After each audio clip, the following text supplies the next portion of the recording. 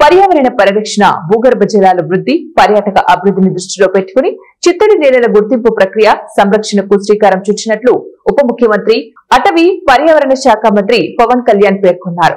మంగళవారం మంగళగిరిలోని క్యాంపు కార్యాలయంలో డిప్యూటీ సీఎం అధ్యక్షతన స్టేట్ వెట్ ల్యాండ్ అథారిటీ సమావేశం జరిగింది.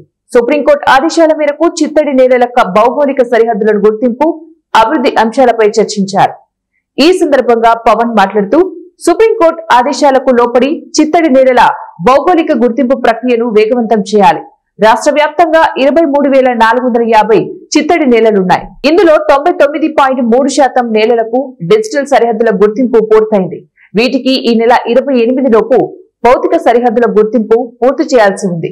ఇందుకోసం అటవీ, రెవెన్యూ, సర్వే అధికారుల సమన్వయంతో ప్రక్రియను పూర్తి చేయాలని ఆదేశించారు. 2018లో తన పోరాట యాత్ర సందర్భంగా సోంపేట చిత్తడి నేలల్ని పరిశీలించినట్లు గుర్తు చేశారు.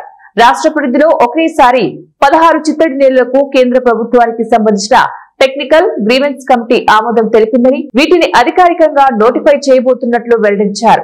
దక్షిణ భారత చరిత్రలో ఒకేసారి ఇన్ని చిత్తడి నేలలు గుర్తించిన రాష్ట్రంగా ఏపీ చరిత్ర సృష్టించబోతోందన్నారు.